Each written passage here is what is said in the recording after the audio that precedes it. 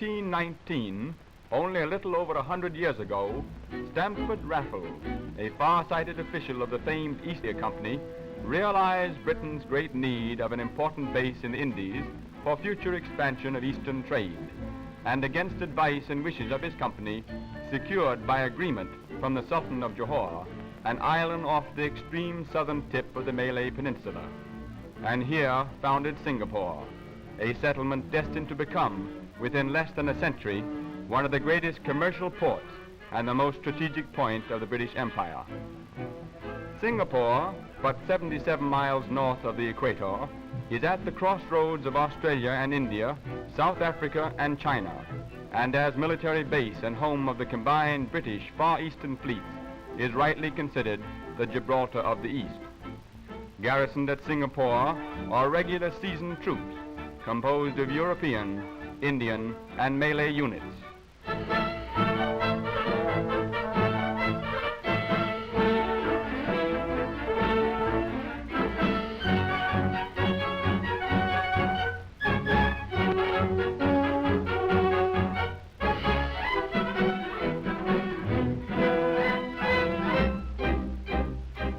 The finest and most efficient air force in the Far East, both as to personnel and equipment, is stationed at Singapore, with aerodromes unrivaled in the Orient.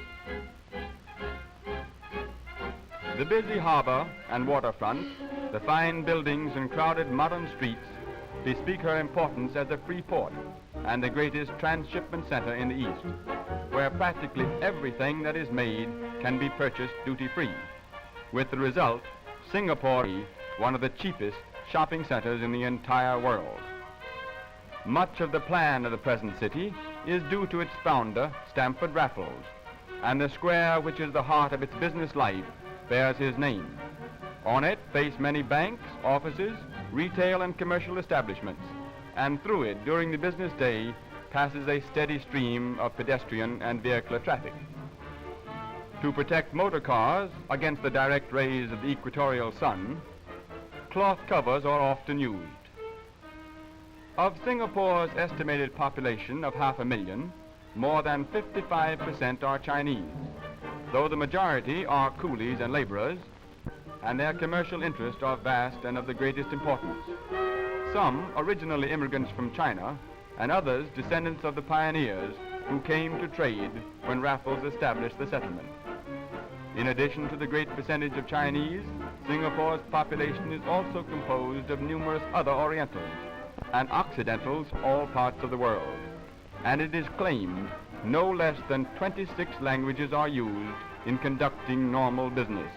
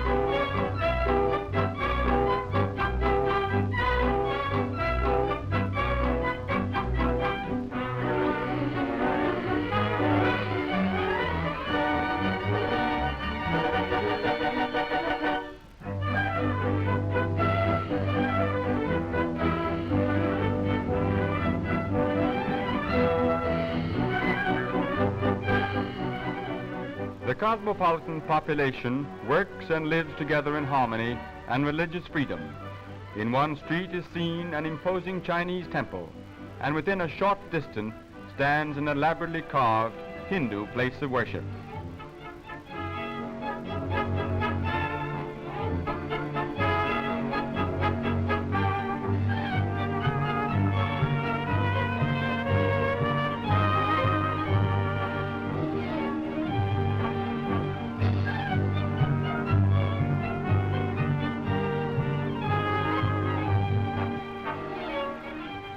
The Muslims, and there are many, bow toward Mecca beneath snow-white domes of a mosque of the Prophet.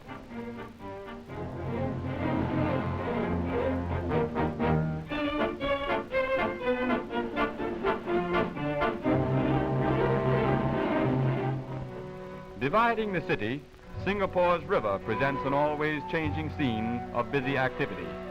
Many small lighters and trading junks tie up at quays to unload or discharge their multitudinous wares, or lie empty in midstream awaiting cargo.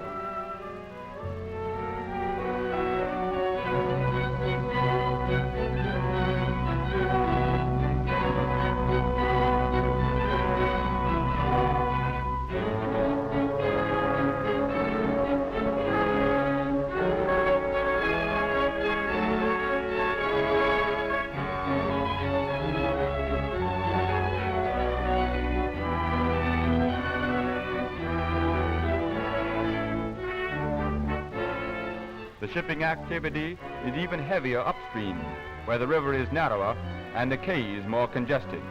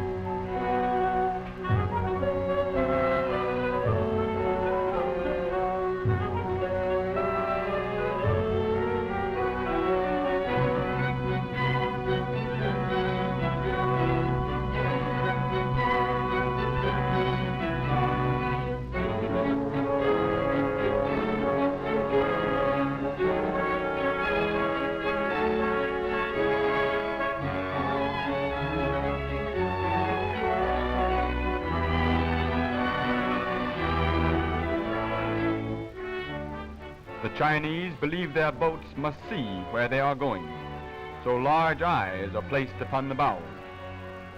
In pleasing contrast to the crowded Oriental sections are the open spaces of the European areas, with wide, splendidly paved boulevards, tree-shaded avenues, and modern buildings. Paralleling the harbor is Connaught Road, one of the finest drives in the city and comparable to any similar thoroughfare in Europe. At the edge of Raffles Plain and fronting eastward to the sea stands the imposing cenotaph, silent memorial to Singapore's World War dead. Overlooking the plain is the Victoria Memorial Hall, and nearby the stately municipal building, one of Singapore's newest constructions. Adjacent is St. George's Anglican Cathedral, also facing the plain. All parts of the city are served and connected by well-paved roads, convenient arteries for those who live in the suburbs or in the beautiful residential section of Tanglin. The governor's mansion stands upon a hill commanding an unobstructed view of the entire city. Unpretentious, yet spacious and comfortable, are many of the homes built in an older architectural style, with great open arcaded verandas serving as living rooms in this tropical city. Social life in this thriving Crown colony is always full and varied, with garden parties, dinners, races, sports meets, and dozens of other activities. A gathering place is Raffles Hotel, one of the most renowned hostelries in the East. At tiffin time, the midday meal hour, the veranda of this well-known rendezvous is always crowded with those who come to enjoy cooling drinks, fine music, and pleasant companionship. The colony proudly boasts of one of the finest and most modern swimming pools in all the East, the Singapore Swimming Club. Children as well as adults bathe in the cool, filtered seawater which flows continuously through the two spacious pools.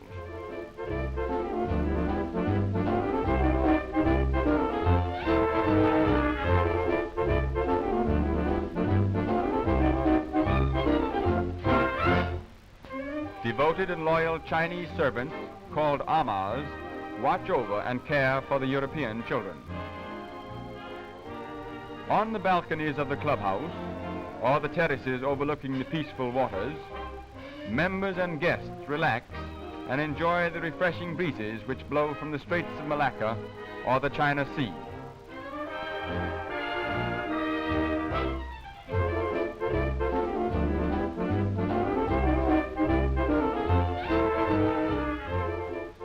Here on this tropical island, which was once but an impenetrable jungle, along the coast of which ships of the past sailed with temerity, England has built a great city and established for the trade of all nations a mighty guardian in the East.